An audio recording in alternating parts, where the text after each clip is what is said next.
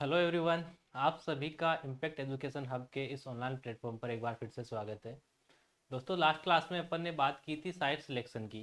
बसों के हाउसिंग के बारे में अपन पढ़ रहे थे। साइट सिलेक्शन में के दौरान कौन कौन सी चीज़ें अपन ध्यान में रखते हैं। इसके अलावा उस क्लास में अपन ने देखा था कि बसों को कितना स्पेस है वो अपन प्रोवाइड करवाते हैं। ये सारी चीज़ें अपन ने लास्ट क्लास में कवर कर ली थी।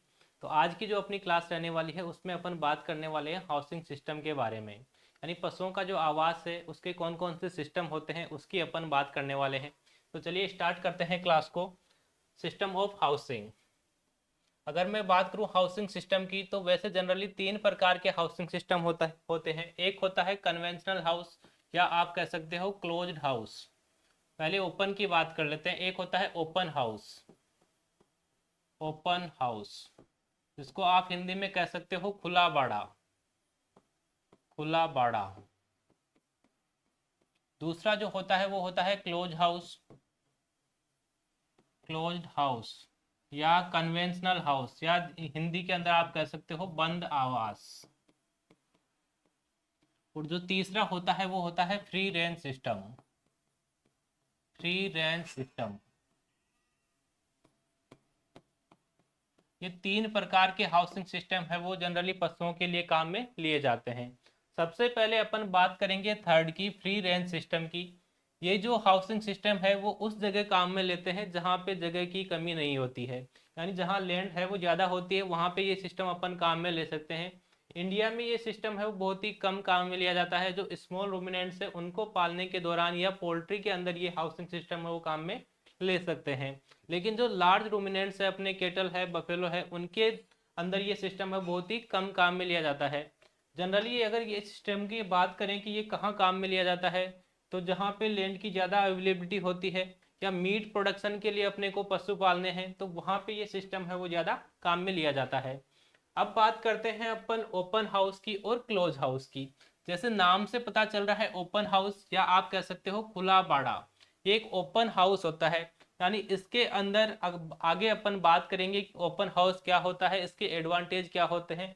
दूसरा जो है वो है क्लोज हाउस, बंद आवास। ये बंद होता है, इसके अंदर पशुओं को अपन बांध के रखते हैं। जबकि ओपन हाउस होता है उसके अंदर पशुओं को खुला रखा जाता है।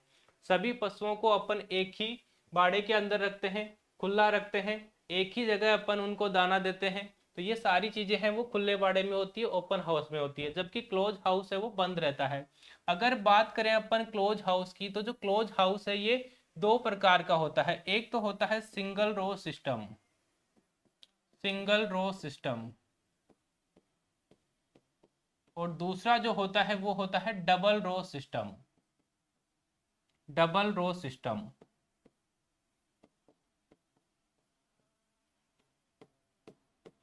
हिंदी के अंदर आप कह सकते हो एकल पंक्ति और एक है द्विपंक्ति। यानी एक ही लाइन के अंदर अगर अपन पशु रखते हैं तो उसको तो अपन कहते हैं सिंगल रो सिस्टम।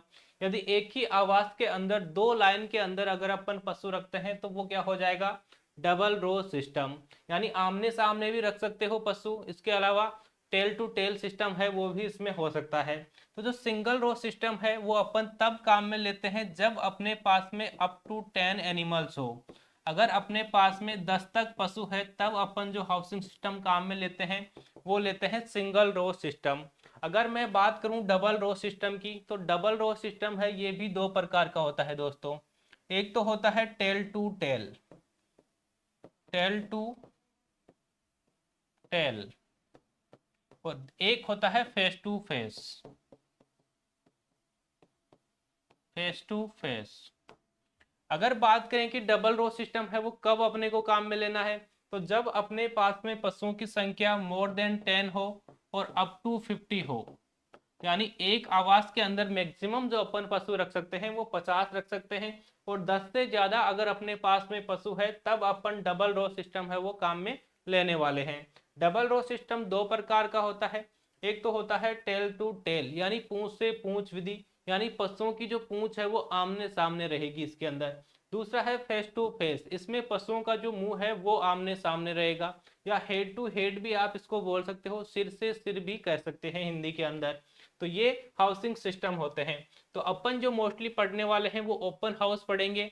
इसके अलावा अपन पढ़ेंगे क्लोज हाउस। क्लोज हाउस को अपन ने कहा है दो प्रकार के होते हैं, सिंगल रो सिस्टम एकल पंक्ति, और एक होता है द्विपंक्ति। एक लाइन के अंदर अगर अपन पशु रखते हैं, जब अपने पास में 10 तक पशु हो तब सिंगल रो सिस्टम काम में लेना है।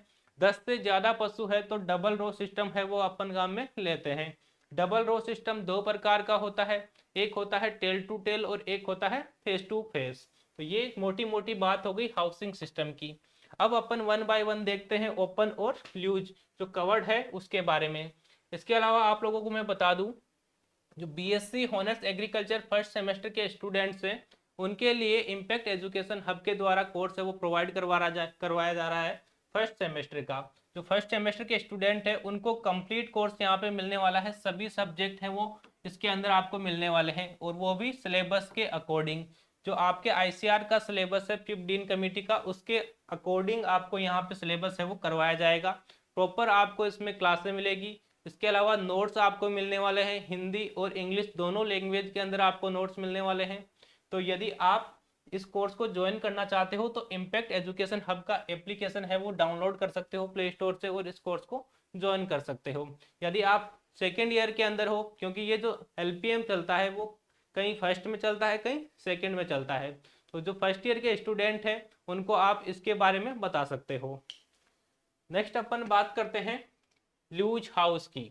लूज हाउस या आप इसको कह सकते हो ओपन हाउस, ओपन हाउस या हिंदी के अंदर आप कह सकते हो खुला बाड़ा, खुला बाड़ा, ये सारे नाम इसी के हैं। खुला बाड़ा, लूज हाउस या ओपन हाउस। लूज का मतलब आपको पता है ढीला होता है, तो यानी इसमें पशुओं को आपको ढीला छोड़ना है भाई, पशुओं को बांध के इसमें नहीं रखना है। तो ऐसा आवास जिसके अंदर पशुओं को खुला रखते हैं वो कौन सा आवास होगा? ओपन हाउस होगा, लूज हाउस होगा। It is a system of housing in which animals are kept loose in a open paddock। इसके अंदर पशुओं को अपन लूज रखते हैं यानी खुला छोड़ के रखते हैं एक खुले बाड़े के अंदर, ओपन पेडोक, पेडोक का मतलब बाड़े से है। Through out the day and night, दोनों टाइम, यानी दिन में भी वो खुले रहेंगे रात के अंदर भी वो खुले रहेंगे, except milking time, time of the milking. यदि अपने को पशुओं का दूध निकालना है तो उस टाइम अपन पशुओं को अलग बाड़े के अंदर लेके जाएंगे और वो बाड़ा होगा मिल्किंग पार्लर, यानी पशुओं के दूध निकालने की जो जगह होगी वो अलग होगी, सेपरेट होगी। यही इसका मेन डिसएडवांटेज होता है। बाकी टाइम जो पशु है वो सारे साथ रहेंगे, एक ही बाड़े के अंदर रहेंगे, खुले रहेंगे। तो ये इसके अंदर अपन करते हैं। और ट्रीटमेंट करना है तो वो भी पर्टिकुलर अपन पशु को पकड़ के करेंगे। ये एक प्रणाली है जिसमें जानवरों को दिन और रात भर खुले मैदान में खुला रखा जाता है, केवल दूहने यानी मिल्किंग के लिए, और इलाज के समय उनको अलग से अपन रखते हैं। In this system shelter is provided along one side of the open paddock. जो बाड़ा होता है, खुला बाड़ा होता है, उसके अंदर एक साइड के अंदर अपन शेल्टर प्रोवाइड करवाते हैं। जैसे यहाँ पे आप देख सकते हो, ये जो बाड़ा आपको दिखाई दे रहा है यहाँ पे भी आप देख सकते हो खुला बाड़ा है, एक साइड अपन ने शेल्टर प्रोवाइड करवाया है। शेल्टर से मतलब है छाया अपन प्रोवाइड करवाते हैं, एक साइड करवाते हैं, बाकी का जो एरिया होगा वो खुला होगा, उसको अपन दीवार से या फेंसिंग से कवर कर देंगे। Open paddock under which animals can retire when it is very hot and cold during rains. यदि उनको पशुओं को ज़्यादा धूप लगती है या ज़्यादा सर्दी लगती है या बारिश आ रही है तो वो अपने आप है वो शेल्टर के अंदर चले जाते हैं। यदि किसी पशु को धूप में बैठना है तो वो बेचारा धूप में बैठा रहेगा, छाया में बैठना है तो अपने आप उठ के छाया में चला जाएगा। इसके अलावा इस प्रणाली में खुले मैदान में एक तरफ आश्रय प्रदान करते हैं यानी छाया अपन प्रोवाइड करवाते हैं, जहां जानवर बहुत गर्मी हो या ठंडा हो उस स्थान पे या बारिश के दौरान है वो वहां पे बैठ सकता है, जा सकता है। इसके अलावा जैसे मैं आपको सिंपल भाषा में समझाऊं कि लूज हाउस या ओपन हाउस है वो क्या होता है, तो ये अपने पास में जगह है, एक साइड आपको प्रोवाइड करवाना है शेल्टर। शेल्टर से मतलब है यहाँ आपको छाया प्रोवाइड करवानी है। छाया के लिए आप टिन शेड लगा सकते हो, आरसीसी जो होती है वो लगा सकते हो, या जो थैच्ड रूफ होता है वो भी आप लगा सकते हो। यानी आपने एक साइड में छाया के लिए स्थान प्रोवाइड करवा दिया पशुओं को। इसके अलावा एक आपने बना दिया कॉमन फीड मेंजर। क्या बना दिया भाई? फीड मेंजर, फीड मेंजर, फीड मेंजर से मतलब है जो पशुओं को अपन दाना खिलाएंगे उस जगह को अपन कहते हैं फीड मेंजर। मेंजर दाना डालने वाली स्थान जो होती है, जगह होती है। इसके अलावा आपने एक कॉमन वाटर टैंक प्रोवाइड करवा दिया। वाटर टैंक, उसी शेड के अंदर आपने क्या बना दिया, एक पानी की टंकी बना दी और इसको आपने कर दिया बंद। यहाँ पे आपने गेट लगा लिया और एक साइड तो आपने दीवार खींच दी और उस पे आपने चादर लगा दी या आरसीसी आपने कर दी या आपने और कुछ एस्बेस्टस कुछ भी आपने लगा के यहाँ पे छाया कर दी। और बाकी का जो एरिया है वो खुला रहेगा। एक कॉमन उनका फीड मेंजर होगा जिसमें पशुओं का अपन दाना डालेंगे, एक कॉमन वाटर टैंक होगा जिसमें सारे पशु इसी के अंदर पानी पियेंगे। इसके अलावा बाकी जो टाइम है, पूरा जो टाइम है पशु उसके अंदर खुले घूमते रहेंगे। पशुओं को अपन इसमें बांध के नहीं रखते हैं। यदि अपने को पशुओं का दूध निकालना है तो अपन पशुओं को दूसरी बिल्डिंग में लेके जाएंगे। तो ये इसका एक डिसएडवांटेज होता है। पशुओं को दूध निकालने के लिए अपने को अलग सेपरेट बिल्डिंग में लाना पड़ता है और यही इसका मेन डिसएडवांटेज भी होता है। ये जो हाउसिंग सिस्टम है वो इंडिया में ज़्यादातर अपने जो टेम्परेट एरिया है या जो सेमी एरिड एरिड एरिया है वहाँ पे काम में लेते हैं। टेम्परेट एरिया में ये हाउसिंग सिस्टम है वो काम में नहीं लेते हैं। हिमालयन एरिया है उसके अंदर भी ये काम में नहीं लेते हैं। जहाँ पे ज़्यादा सर्दी पड़ती है उस एरिया में भी ये सिस्टम है वो काम में नहीं ले सकते हैं। जहाँ गर्मी ज़्यादा है वहाँ पे ये आराम से आप काम में ले सकते हो। अब अपन बात करते हैं कि इसके एडवांटेज क्या है और इसके डिसएडवांटेज क्या है, यानी क्या क्या अपने को इससे फायदे होंगे और नुकसान होंगे। तो सबसे पहली बात तो ये है कि बिल्कुल सिंपल होता है, कभी भी आप इसको तोड़ के आगे बढ़ा सकते हो। जैसे आपने इधर 3-4 फीट ऊंची दीवार कर रखी थी या फेंसिंग लगा रखी थी, पशुओं की संख्या ज्यादा हो गई आपके पास में, तो आपने क्या किया, उसको आगे तक बढ़ा दिया। एरिया आपके पास में था उसको बड़ा आपने कर दिया। तो इसका जो फ्यूचर एक्सटेंशन है वो इजीली आप कर सकते हो। दूसरा चीज है इसका जो कॉस्ट है वो बहुत ही कम आता है, लागत इसके अंदर कम आती है। लागत कम आती है, आसानी से आप इसको फ्यूचर में आगे बढ़ा सकते हो। इसके अलावा कम टाइम के लिए आप 10 से 15% जो पशु है वो इसके अंदर एक्स्ट्रा रख सकते हो। यानी आपके पास में पशुओं की संख्या ज्यादा हो गई तो बिना प्रोडक्शन को इफेक्ट किए आप 10 से 15% पशु है वो इसमें ज्यादा भी रख सकते हो। पशुओं की एक्सरसाइज हो जाएगी तो इसमें पशु है वो हेल्थी भी रहेंगे। इसके अलावा एडवांटेज के साथ साथ इसके कुछ डिसएडवांटेज भी है, इसके कुछ नुकसान भी है। एक तो नुकसान है कि जहाँ सर्दी ज़्यादा होती है, बारिश ज़्यादा होती है, तो उन एरिया के लिए ये सूटेबल नहीं होता है। इसके अलावा ये जो हाउसिंग सिस्टम होता है इसमें सारे पशु खुले रहते हैं और यदि किसी पशु के अंदर बीमारी हो गई तो वो सारे पशुओं में फैलने का खतरा रहता है, क्योंकि पशु कभी किधर जाएगा कभी किधर जाएगा, कभी इधर मुंह मारेगा कभी उधर मुंह मारेगा। उसी प्रकार से पशु एक दूसरे के कांटेक्ट में आसानी से आ जाते हैं तो पशुओं में बीमारियां हैं वो ज़्यादा फैल जाती है। इसके अलावा पशु खुले हैं तो वो एक दूसरे से लड़ भी सकते हैं और लड़ने पे उनमें चोट लगने का चांस है वो ज़्यादा रहता है। पशुओं के दूध निकालने के लिए एक सेपरेट बिल्डिंग की आवश्यकता होती है, ये भी इसका डिसएडवांटेज है।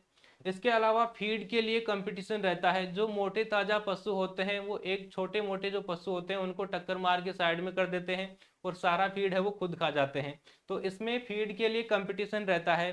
तो ये इसके सारे डिसएडवांटेज भी है, कुछ एडवांटेज भी है। तो ये अपन ने बात की लूज हाउस की। The open paddock is enclose by means of half walls, यानी एक छोटी दीवार अपन बना सकते हैं ओपन पेडॉक को कवर करने के लिए। प्लेन वायर अपन लगा सकते हैं। खुले मैदान को आधी दीवारों या सरल तार की बाड़ से घेरा जा सकता है। Common feed मेंजर and water tank is provided, ये अपन ने ऑलरेडी देख लिया कि जो कॉमन फीड मेंजर होगा सारे पशु है वो उसी के अंदर खाएंगे। एक कॉमन वाटर टैंक होगा, पानी की टंकी होगी, उसी के अंदर पानी पियेंगे। And concentrate are fed at the milking time, और जो पशुओं को अपन दाना देते हैं वो देंगे मिल्किंग टाइम पे, क्योंकि दाना है वो देते हैं अपन उत्पादन के आधार पर, दूध के उत्पादन के आधार पर। तो जितना दूध देंगे उस हिसाब से अपन पशुओं को दाना देंगे। यदि अपन ओपन पेडॉक के अंदर ही, बाड़े के अंदर ही, खुले बाड़े में ही पशुओं को दाना दे देंगे तो वो पशु भी दाना खा जाएंगे जो दूध नहीं देते हैं। तो दूध निकालने टाइम अपन उनको दाना देते हैं।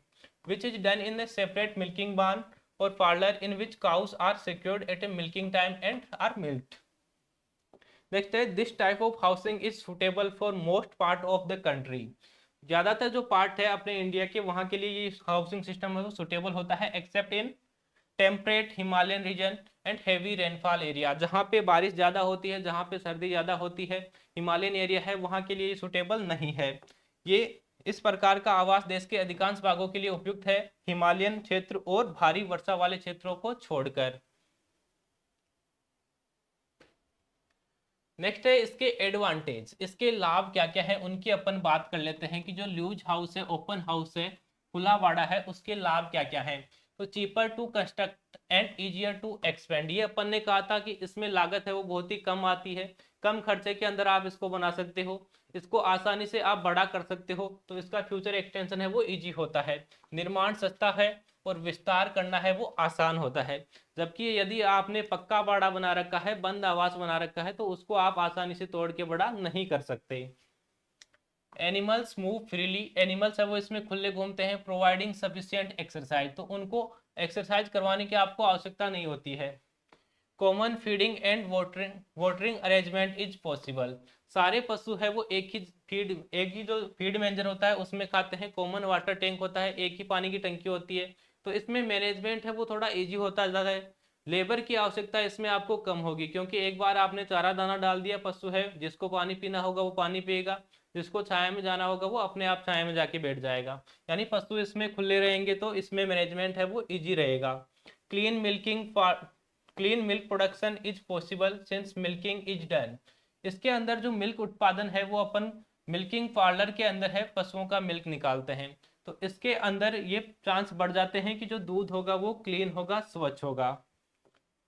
स्ट्रेस डिटेक्शन इज इजी, पशुओं के अंदर हीट जो अपन पता करते हैं वो इजी हो जाता है, क्योंकि पशु इसके अंदर खुले रहने वाले हैं, और हीट डिटेक्शन का सिम्टम आपको पता होगा, जब पशु हीट में आता है तो दूसरे पशु पे माउंट करना स्टार्ट कर देता है, इसमें सारे पशु खुले रहते हैं, तो जो भी पशु हीट में आएगा वो दूसरे पशु पे माउंट करेगा, तो अपन उसको आसानी से आइडेंटिफाई कर सकते हैं और मेटिंग अपन उसमें करवा सकते हैं।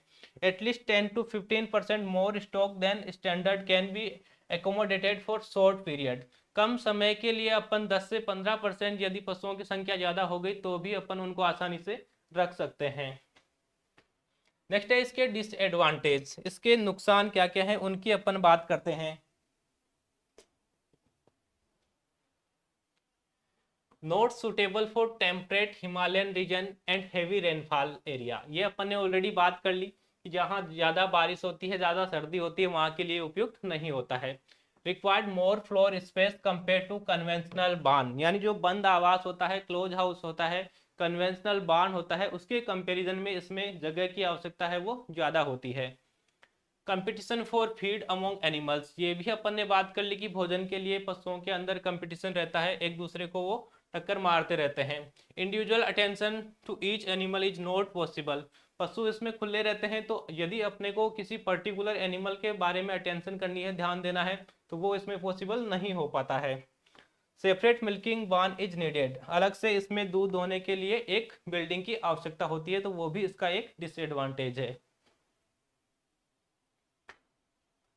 नेक्स्ट अपन बात करते हैं कन्वेंशनल बांध की, या स्टेंचियन बांध भी जिसको कहा जाता है, यानी इसके अंदर पशु को आपको चेन से बांध के रखना है, गले के अंदर आपको नेक चेन डालनी है, नेक में चेन डालनी है और उससे बांध के रखना है। इसमें पशु को अपन एक ही जगह बांध के रखते हैं, यानी फीड भी अपन उसको वहीं देंगे, वाटर भी अपन उसको वहीं प्रोवाइड करवाएंगे और मिल्किंग भी अपन उसकी वहीं करेंगे।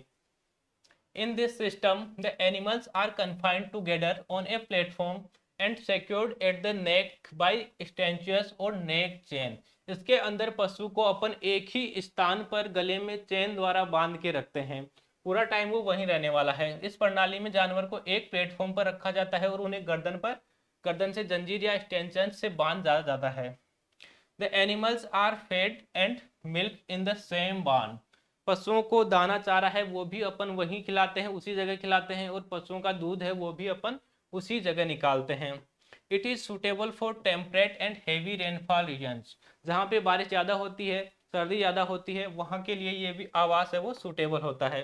The same type of housing can be use in tropical regions with slight modification, जो ट्रॉपिकल एरिया है, उष्ण कटिबंधीय क्षेत्र है, वहाँ पे भी इस प्रकार का आवास है वो अपन काम में ले सकते हैं, उसमें थोड़ा सा परिवर्तन अपन करके वहां काम में ले सकते हैं। नेक्स्ट है इसके एडवांटेज, इसके लाभ क्या क्या हैं। Animals and care takers are less expose to the harsh environments, यानी पशु को अपन बांध के रखते हैं, अंदर रखते हैं, तो जो भी डिफिकल्ट इन्वायरमेंट होगा, एडवर्स क्लाइमेटिक कंडीशन होगी, तो उससे अपन पशु को बचा सकते हैं। इसके अलावा पशु केयर टेकर जो होता है, लेबर जो होती है, वो भी एडवर्स क्लाइमेटिक कंडीशन से बच सकता है। जानवर और उनकी देखभाल करने वाले लोग पर्यावरण से कम प्रभावित होते हैं। नेक्स्ट है animals can be kept in clean. पशु अंदर रहते हैं, बांध के रखते हैं तो पशु क्लीन रहेंगे। And disease are better controlled. और पशुओं में जो रोग है वो अपन आसानी से कंट्रोल कर सकते हैं, क्योंकि पशु है वो एक दूसरे के कांटेक्ट में बहुत ही कम आते हैं। पशु एक जगह बांध के अपन रखते हैं। नेक्स्ट है individual care can be provided. यदि किसी पशु की अपने को इंडिविजुअल व्यक्ति का अपने को केयर करनी है, उस पर स्पेशल ध्यान देना है, तो अपन इसमें आसानी से कर सकते हैं, ये पॉसिबल है इसके अंदर। Separate milking barn is not required. अलग से दूध निकालने के लिए बिल्डिंग की आवश्यकता इसमें नहीं होती है। फीड भी वहीं खिलाएंगे, वाटर भी वहीं प्रोवाइड करवाएंगे, और मिल्किंग भी अपन उसी जगह करते हैं। तो इसके कुछ एडवांटेज हैं। नेक्स्ट है इसके डिसएडवांटेज, यानी इससे नुकसान अपने को क्या क्या हो सकते हैं, हानियां इसकी क्या क्या है। Higher construction cost and difficult future expansion. एक तो इसके अंदर जो लागत आती है शुरुआत में बनाने में, वो ज़्यादा आती है। इसके अलावा यदि पशुओं की संख्या ज़्यादा हो गई और इसको अपने को आगे बढ़ाना है, बड़ा करना है, तो वो पॉसिबल इसमें नहीं हो पाता है। इसके अलावा not suitable for hot and humid climatic condition.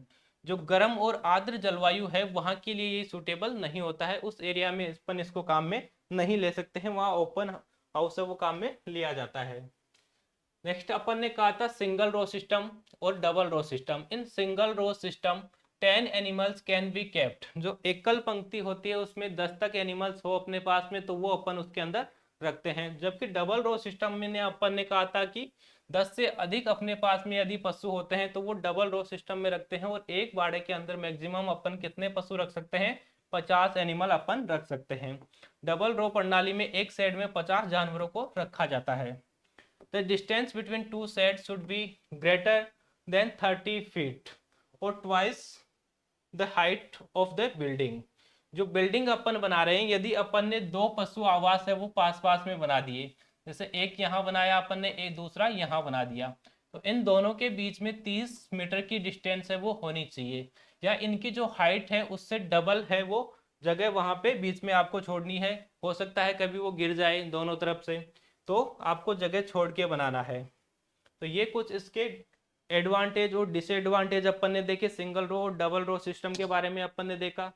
तो आई होप आपको क्लास है वो अच्छी लगी होगी। नेक्स्ट क्लास में अपन बात करेंगे टेल टू टेल और फेस टू फेस सिस्टम की। Okay, thank you.